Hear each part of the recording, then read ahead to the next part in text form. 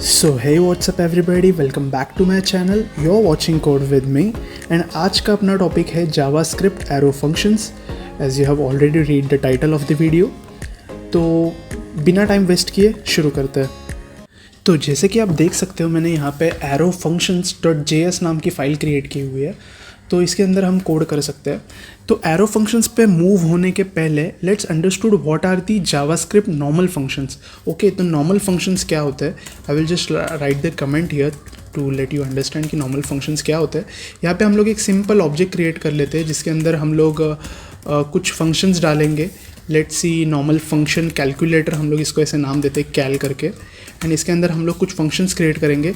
तो सपोज सबसे पहला फंक्शन हम लोग क्रिएट कर रहे हैं जो है एडिशन। तो ये जो फंक्शन है इसका काम होगा एडिशन करना। ओके, तो ये क्या करेगा? ये फर्स्ट वैल्यू लेगा, ये सेकंड वैल्यू लेगा, एंड देन यहाँ पे इसका काम क्या होगा कि दोनों का एडिशन करके उसको प्रिंट करना ऑन द स्क्रीन। तो first val plus second val, and ये क्या करेगा? ये दोनों वैल्यू का एडिशन करके इसको प्रिंट करेगा। ऐसे ही हम और भी कुछ फंक्शंस यहाँ पे क्रिएट कर सकते थे। सपोज़ ये पहला फंक्शन था, हम लोग इसके नीचे कुछ और फंक्शंस क्रिएट करने वाले हैं। जस्ट बिकॉज ये कैलकुलेटर है तो एटलीस्ट थोड़े फंक्शनलिटीज़ दे देते हैं इसको। तो अभी यहाँ पे सब्ट्रैक्शन करके मैं एक फंक्शन बना सकता हूँ, subtraction. Then I will do multiplication. Okay, multiplication, and then I can do simple division.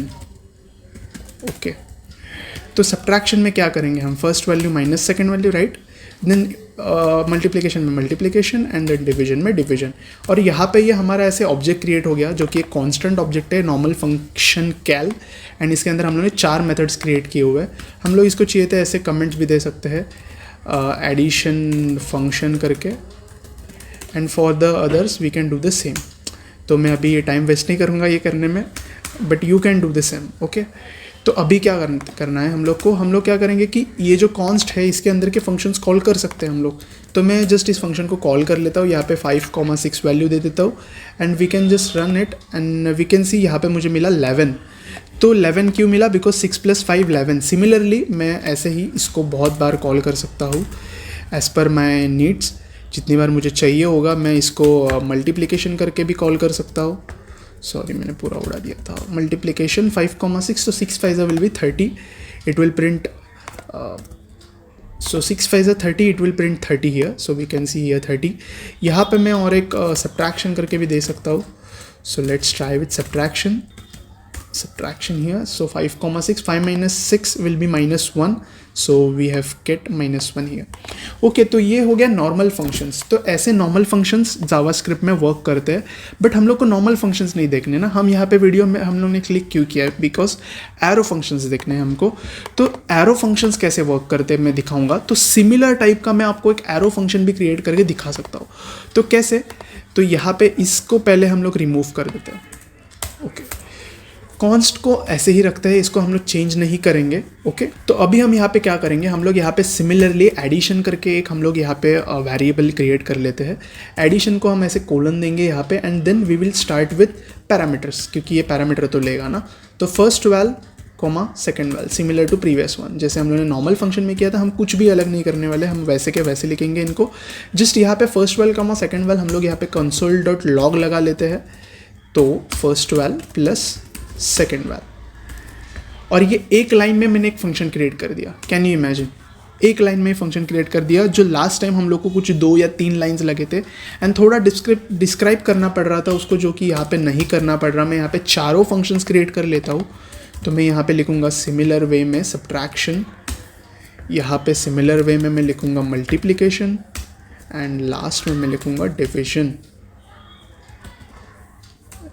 Division. Okay, तो यहाँ पे console.log मुझे सब्ट्रैक्शन है तो मुझे माइनस करना पड़ेगा, राइट? यहाँ पे मल्टीप्लिकेशन है नीचे, तो मुझे मल्टीप्लिकेशन करना पड़ेगा, एंड उसके नीचे है डिवीजन, तो मुझे डिवाइड करना पड़ेगा। अभी हम क्या कर सकते हैं? multifunction.cal, मैंने एडिशन को ही सिमिलर वे में कॉल कर लिया, मैंने कुछ भी चेंज नहीं कर रहा हूँ यहाँ पे, और हम इसको रन कर लेते हैं, and you can see we get the exact same values here. हम लोग को सेम टू सेम वैल्यूज़ मिली बिना कोई इशू के, बट काम बहुत इजी हो गया, काम बहुत छोटे से कोड में हो गया, बहुत सिंपल सिंपली अंडरस्टैंड वे में हो गया, क्योंकि हम यहाँ पे समझ सकते हैं इसमें कुछ डिफ़िकल्टी नहीं है। यू कैन सी पहली वैल्यू है, सेकंड वैल्यू है, ये तो पैरामीटर्स है जो नॉर्मल फंक्शंस में भी थे, और यहाँ पे हमने बस इसको console.log किया हुआ है। मैं अब बेसिकली क्या करता हूँ, मैं इसको ना control.x करके रखता हूँ एंड मैं पीछे जाता हूँ जो हमारा प्रीवियस फंक्शन था। ओके, अब दोनों में फ़र्क देखते हैं हम।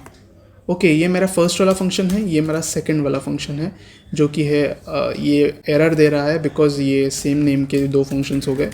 एरो फंक्शन कैल बोलता हूँ मैं इसको।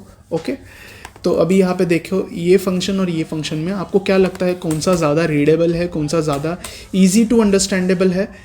मेरे ख्याल से तो एरो फंक्शंस वाला ईजी टू अंडरस्टैंडेबल है, बिकॉज ये 1 लाइन कोड है एज वेल एज ये इसमें कुछ डिफ़िकल्टी भी नहीं आएगी, ये बहुत ईजीली हम लिख सकते हैं। ओके, अभी हम आगे बढ़ेंगे पता करने के लिए कि क्यों हमको एरो फंक्शंस यूज़ करने चाहिए, क्यों हम नॉर्मल फंक्शंस नहीं यूज़ कर सकते। एरो फंक्शंस में ऐसी क्या खासियत है जो उनको स्पेशल बनाती है, जिसके लिए वजह से वो आजकल बहुत पॉपुलर हो गए हैं।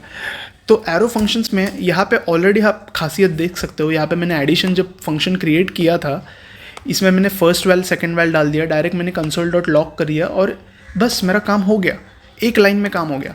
अगर मैं यहाँ पे प्रिंट स्टैट करके कोई भी अगर एक फंक्शन बना लेता हूँ जिसका काम होगा कुछ स्टेटस वगैरह प्रिंट करना, यहाँ पे मैं इसको कुछ स्टेटस ऐसे भेजूँगा और मैं यहाँ पे ऐसे ये लिख देता हूँ एंड यहाँ पे मैं console.log कर देता हूँ इसको।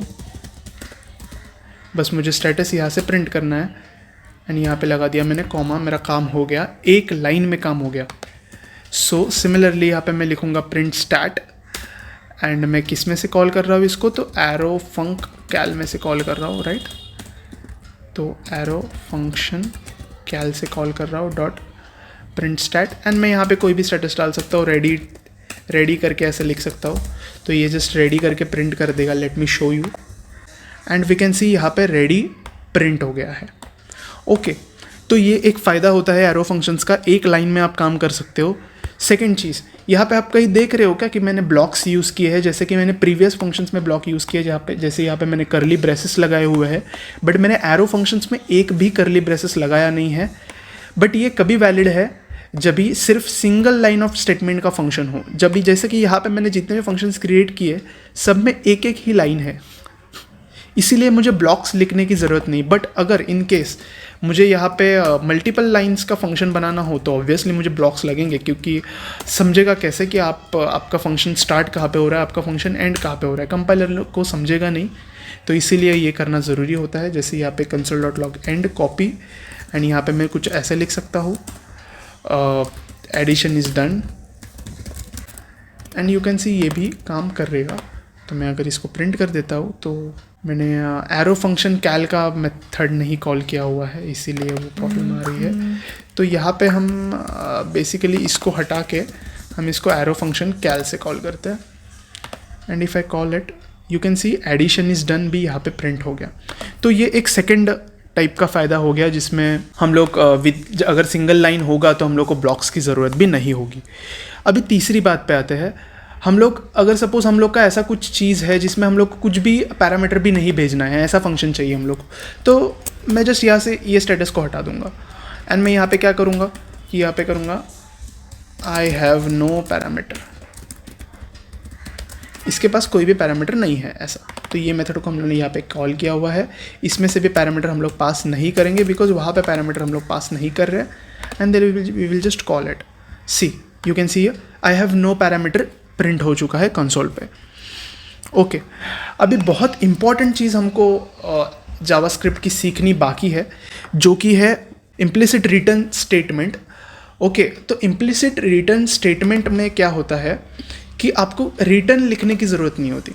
जैसे कि अभी सपोज़ ये एडिशन है, अगर मैं यहाँ पे console.log नहीं करता, मैं यहाँ से कुछ भी प्रिंट नहीं करता, फॉर द टाइम ये इन बाकी मेथड्स को भूल जाते हैं, हम सिर्फ एडिशन पे फोकस करते हैं। ओके, तो यहाँ से मैं चीज़ रिटर्न कर रहा हूँ। अभी रिटर्न मतलब क्या होता है कि मैं यहाँ से ये चीज़ फेंक रहा हूँ बाहर, जबकि ये कॉल होने के बाद। तो अभी मैं क्या करूँगा, मैं इसको भी, ये कोड को भी बाय टाइम हटा देता हूँ फ़िलहाल के लिए।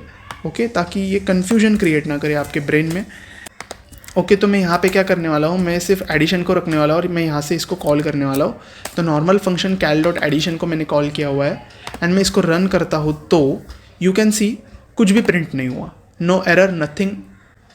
ओके, तो अभी मैं यहाँ पे क्या करूँगा कि मैं इसको जस्ट console.log के अंदर डाल देता हूँ, यहाँ पे console.log एंड देन इसके अंदर ये पूरा फंक्शन जा रहा है।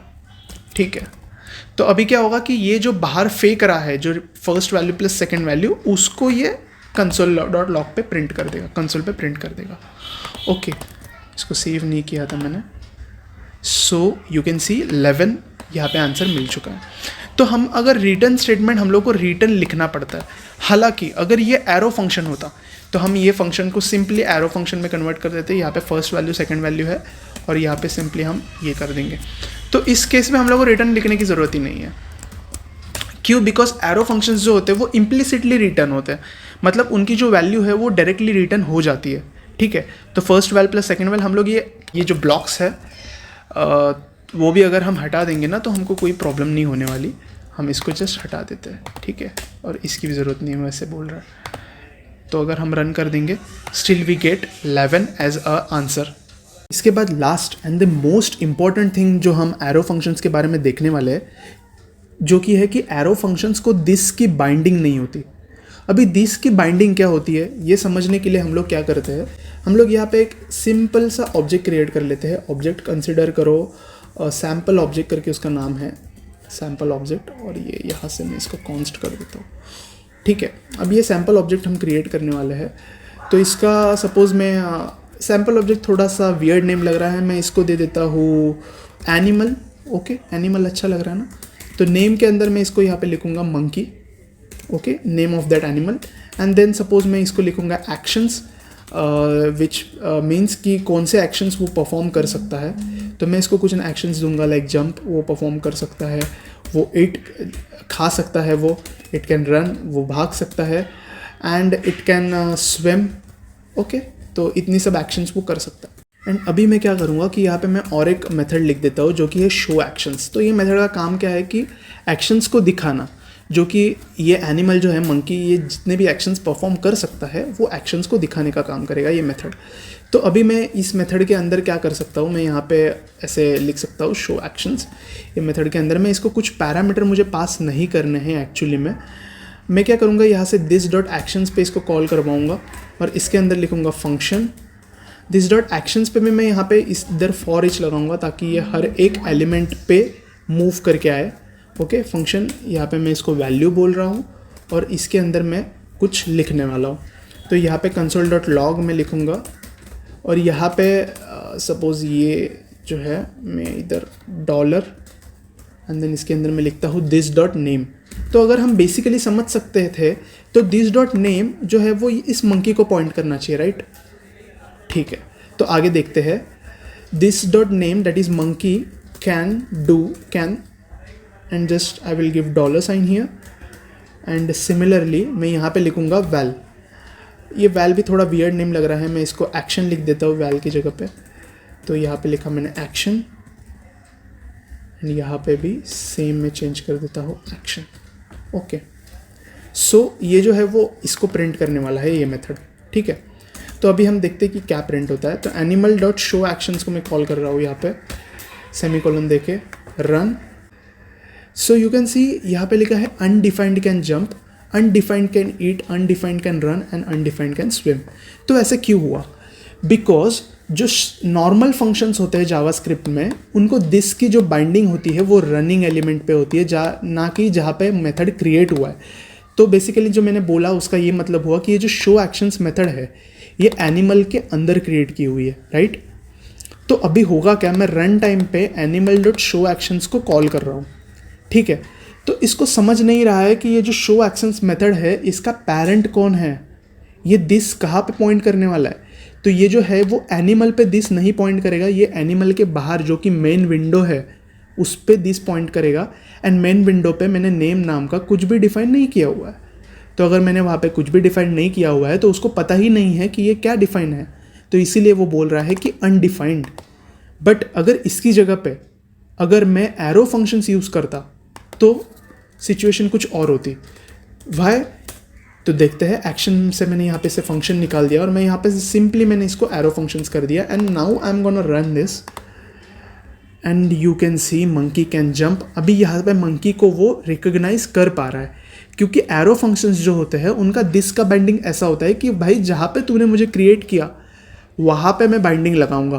तो शो एक्शंस जो मेथड है वो एनिमल के अंदर क्रिएटेड है, तो ये एरो फंक्शन को पता है कि मैं एनिमल के अंदर ही मुझे पॉइंट करना है, तो ये एनिमल के अंदर से नेम को पॉइंट करेगा और इसीलिए उसको पता चल रहा है कि नेम को मंकी करके डिफाइन किया हुआ है, इसीलिए वो monkey can jump, monkey can eat, monkey can run इस तरह से प्रिंट कर पा रहा है। सो आई होप गाइस कि आपको एरो फंक्शंस के बारे में समझ में आया होगा, उनका डिफरेंस नॉर्मल फंक्शंस से क्या है वो भी समझ में आया होगा, वो क्यों सुपीरियर है नॉर्मल फंक्शंस के कंपैरिजन में, एंड कौन से सिनेरियोज में आप उसको यूज़ कर सकते हो। सो अगर आपको वीडियो पसंद आ गया होगा तो लाइक करो, एंड चैनल पे नए होगे तो सब्सक्राइब करो। मिलते हैं नेक्स्ट वीडियो में। Keep coding.